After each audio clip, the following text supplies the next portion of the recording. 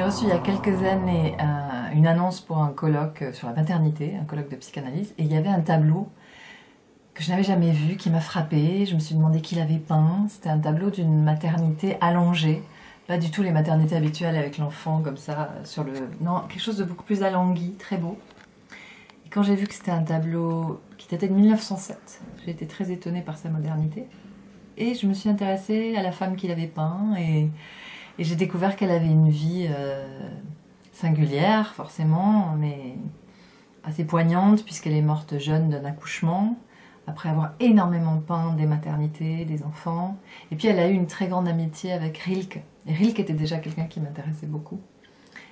Et je suis tombée sur son journal, sur ses lettres. Il y avait un matériau irrésistible pour faire une biographie.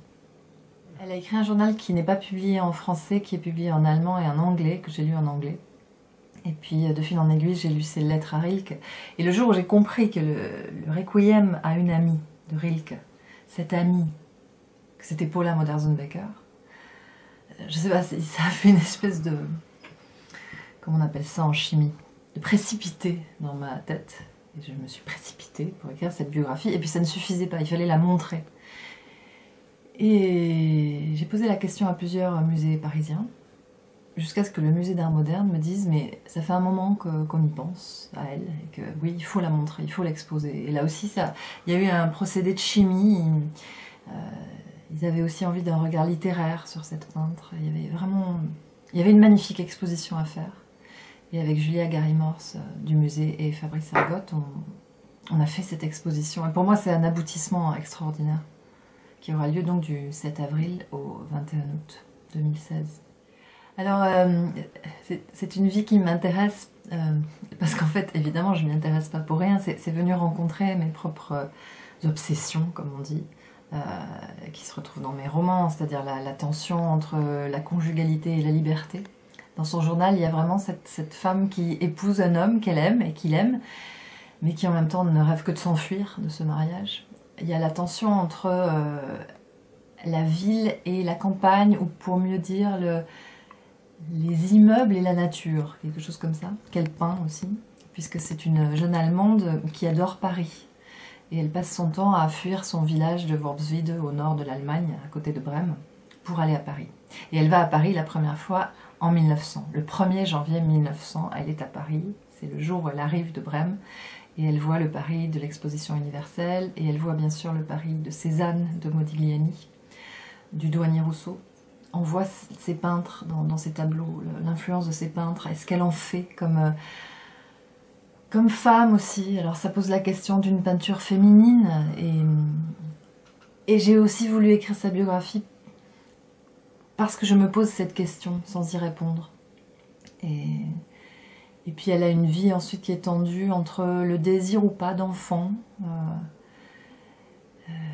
les conflits entre l'amitié et l'amour. Il y a de très belles disputes dans ces lettres. C'est beau les disputes aussi quand elles sont écrites. Donc j'ai voulu raconter tout ça. Et ces tableaux témoignent aussi de ça. J'aime la synergie qu'il y a entre... J'aime la synergie que m'autorise cette femme, qui est morte il y a plus de 100 ans, hein, entre la peinture et l'écriture, voilà. C'est tout à fait ça, c'est une représentation laïque de la femme et de la maternité, c'est-à-dire que les femmes qu'elle montre, allaitantes, ne sont ni des madones, vous savez, on en a vu des vierges à enfants, quoi. Elles ne sont pas du tout vierges, mais elles ne sont pas non plus érotisées. Elles sont voluptueuses, mais c'est une volupté qui est autre, et qui est peut-être réellement due à un regard féminin sur l'allaitement. Je suis très curieuse de savoir comment les hommes, ou certains hommes, vont regarder l'exposition et vont lire sa vie. L'autre chose aussi qui est frappante avec Paula Modersohn-Becker, mais que j'ignorais quand j'ai commencé à m'intéresser à elle, c'est que c'est la première femme à s'être peinte nue, après des siècles de regard masculin. C'est quand même un moment de l'histoire de l'art, une femme qui, aussi parce que les modèles coûtent cher, et aussi parce qu'à l'époque les femmes ont très peu accès à des écoles avec modèles nus, eh bien Paula Modersohn-Becker va se peindre elle-même nue devant un miroir. Je ne sais pas à quel point elle est consciente de l'incroyable nouveauté du geste, c'est vraiment une pionnière. Mais elle se peint, là aussi ce n'est ni une Madone ni une Olympia, c'est une femme avec le corps qu'elle a, et moi je la trouve absolument magnifique, mais c'est un regard très singulier sur ce corps. C'est la première fois qu'une femme fait des autoportraits nus, et aussi d'ailleurs des autoportraits enceintes. Ce qui est très... On n'a jamais vu ça avant, tout simplement. Au début, comme... j'ai quand même pas mal de bouteilles à force pour l'écriture. Et je me disais, une biographie, tu vas pas l'écrire du début à la fin, quoi. La chronologie, c'est un truc désuet, il faut faire autre chose. Alors j'ai essayé de faire des moments de sa vie, comme ça, en trouvant des thématiques qui court-circuitent la temporalité. Puis en fait, non seulement c'était un peu casse-pied, et puis je me suis rendu compte qu'elle n'est pas connue en France. Donc il faut que je raconte sa vie le plus simplement possible. C'est pas comme si je travaillais sur Frida Kahlo, par exemple, parce qu'à mon avis, c'est la prochaine Frida Kahlo en termes de choc pictural, en fait. Et puis elle est beaucoup plus... Elle est moins illustrative que Frida Kahlo, c'est une autre vision du corps en particulier. Mais bon, donc si ça avait été Frida Kahlo ou quelqu'un de très connu en France, j'aurais pu m'amuser d'abord à romancer sa vie, ou bien à... J'étais obligée de raconter sa vie telle que, à mon avis, elle s'est passée, factuellement, avec les données que j'ai, c'est-à-dire son journal et sa nombreuse correspondance, du début à la fin. Je crois aussi que j'avais pas envie qu'elle meure à la fin, quoi, qu'elle meure si jeune, et en couche, ce qui est une mort très banale pour une femme à l'époque, mais qui est un peu de l'ordre de l'ironie tragique pour elle, parce qu'elle était très ambivalente par rapport au désir d'enfant. Et voilà, elle meurt à son premier accouchement, c'est bête, quoi. Et le dernier mot qu'elle prononce, c'est « Shad », quel dommage. C'est aussi ce mot qui m'a... Je regrettais que cette femme soit morte. C'est pas au début d'une œuvre, parce qu'elle a déjà une œuvre très conséquente, mais il y a un élan interrompu. Il y a un élan... Elle va vers le cubisme. Le coup d'envoi du cubisme, c'est 1907. Et c'est l'année où elle meurt. C'est le moment où Picasso tient un masque africain dans ses mains. Et elle le tiendra pas, ce masque. Elle meurt juste avant. Et c'est ce côté inachevé, profondément inachevé, d'une œuvre qui est très belle, mais qui n'est pas aboutie en ce sens. Je voulais aussi l'écrire pour lui rendre sa vie, voilà, pour lui rendre finalement, paradoxalement, une sorte d'avenir. Elle meurt à 31 ans, c'est très tôt quand même. Avec une œuvre, elle a peint près d'1 millier de tableaux, et c'est aussi très typique de l'art allemand, c'est-à-dire qu'à peu près 300 ont disparu pendant la guerre, volés, spoliés ou détruits dans des raids aériens. Donc il en reste 700. On a perdu quelques chefs-d'œuvre pendant la guerre, dont on a des photos en noir et blanc. On a perdu aussi une partie de la correspondance. Mais ça reste un matériau extraordinaire et que je veux faire connaître en France. Elle est très connue en Allemagne. Elle est vraiment très connue. Il y a des cartes postales, des magnettes, des posters. Les enfants vont la voir dans les musées. Pratiquement tous les musées allemands possèdent un Paula Modersohn-Becker. Elle a son propre musée à Brême. Ça a été la première femme artiste à avoir un musée à elle. Il faut qu'elle soit connue en France maintenant. Oui. C'est un mystère d'ailleurs, pourquoi elle est si méconnue. Alors, est-ce que c'est parce qu'elle est femme? Peut-être. Tout ça, c'est des trios amoureux, amicaux, passionnants pour une biographe. À mon avis, c'est la seule femme qui a résisté à Rilke. C'est la seule femme qui n'a pas couché avec Rilke, concrètement. Il était très amoureux d'elle, elle lui a résisté, très joliment, parce qu'elle était déjà fiancée, mais elle lui a caché qu'elle était fiancée. Elle était fiancée à Otto Modersohn, un peintre. Et Rilke, un peu par dépit, a épousé la meilleure amie de Paula, Clara Westhoff Rilke. Clara Westhoff était une élève de Rodin, et c'est par Clara que Paula a rencontré Rodin. Donc c'est vraiment une vie qui traverse le siècle, qui traverse le tournant du siècle. Elle a vécu rue Cassette, rue Campagne Première, boulevard Raspail, avenue du Maine. C'est amusant, c'est une fille de Montparnasse aussi. Et elle est dans cette vie du jeune Picasso, du jeune Modigliani, mais aussi en tant que femme, c'est-à-dire c'est difficile pour elle de sortir le soir, elle se fait beaucoup draguer, elle met son alliance en avant.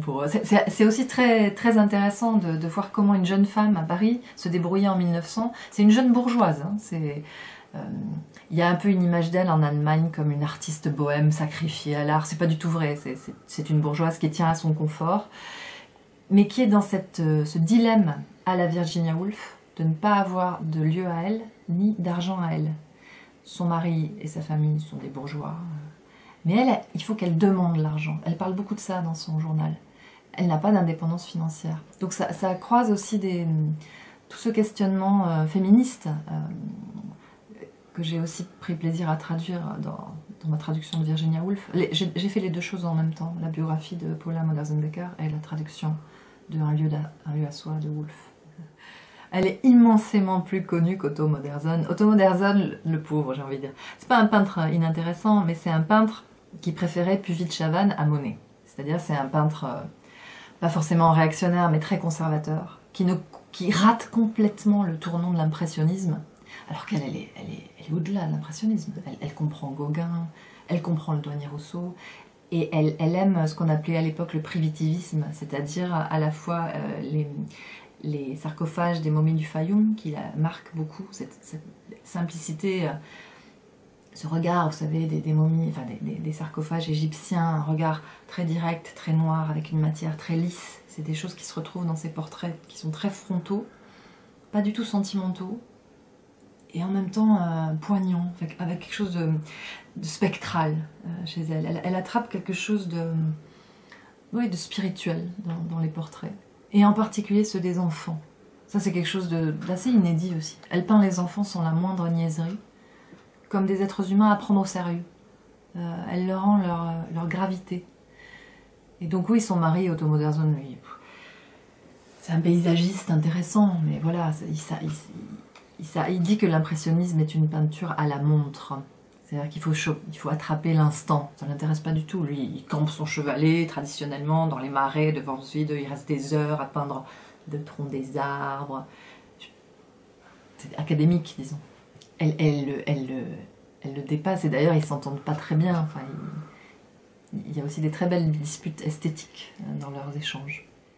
Ça m'a donné le même genre de plaisir que les traductions, c'est-à-dire que le matériau est déjà là. Il faut l'organiser, le matériau, et il faut trouver la phrase juste. Alors que dans un roman, il faut tout sortir de soi, du néant, quoi, enfin de sa propre spectralité, je ne sais pas comment parler de ça. Alors que là, c'était déjà là, et donc il fallait que je trouve le bon rythme, mais le bon enchaînement des événements. Tout était déjà là. Hein, Je n'invente rien, voilà, je n'invente rien. J'ai eu la tentation au tout début d'inventer les transitions, par exemple, ou d'inventer des explications. Dans cette biographie, je préfère, quand je ne sais pas, je pose la question, ou je dis que je ne sais pas. Par exemple, il y a beaucoup d'hypothèses sur les amants qu'elle a pu avoir. Mais il n'y a aucune trace. Quand on a un amant caché, on évite de laisser des traces. Donc on n'a rien. On a des petites choses, mais en allant chercher, j'ai pas voulu aller chercher, disons, sous les lits, quoi. Voilà. Donc j'explique quand je refuse d'aller chercher plus loin. Voilà. D'autres biographes l'ont fait en Allemagne, aux États-Unis. Je m'en tiens à... Ce qui m'intéressait, c'est pourquoi elle a peint ces tableaux-là, voilà. Plutôt que savoir vraiment avec qui elle a couché. Ça m'intéresse aussi, hein. Mais je voulais pas faire une biographie de ce côté-là. Être ici est une splendeur. Le titre, c'est un vers des élégies de Duino, de Rilke. Évidemment, quand j'écrivais sur la vie de Paula Modersohn-Becker, j'ai beaucoup relu Rilke, puisque c'était son ami. Ils avaient tellement de choses à échanger, les deux. Ils avaient des très forts points communs. Ils avaient exactement le même âge. C'était un jeune homme qui ne voulait pas devenir militaire et une jeune femme qui ne voulait pas devenir gouvernante. Ces deux-là, il y avait beaucoup de choses à se dire. Et donc en relisant les élégies de Duino, j'ai vu ce vers. Je me suis dit c'est ça. C'est ça parce que quand elle meurt si prématurément, son entourage en est très très choqué. Et Rilke aussi. Et 1 an et demi après sa mort, il écrit le Requiem à une amie. Et il parle de ça, du fait d'être ici. Et qu'elle était ici, et qu'elle n'y est plus. Enfin, il se heurte à cette chose incompréhensible de l'absence des morts. Et il dit que elle revient, qu'il a des morts. C'est la première phrase assez célèbre, le premier vers de ce Requiem. Ich habe tot. Il a des morts, mais elle refuse d'être morte, en fait. Et vraiment, c'est une femme qui ne voulait pas mourir. Et ce Requiem est magnifique. Donc, être ici est une splendeur, c'est un vers un peu plus tard, les élégies de Duino, et c'était vraiment le titre, c'était ça. Elle a été ici, voilà, et elle aimait passionnément être ici. Et je crois que j'ai écrit cette biographie pour ça aussi. Quel dommage qu'elle ait laissé cette œuvre ouverte comme ça. Qu'est-ce qu'elle aurait fait après? Tous les gens qui s'intéressent à Paula Modersohn-Becker m'ont posé cette question. Qu'est-ce qu'elle aurait fait après?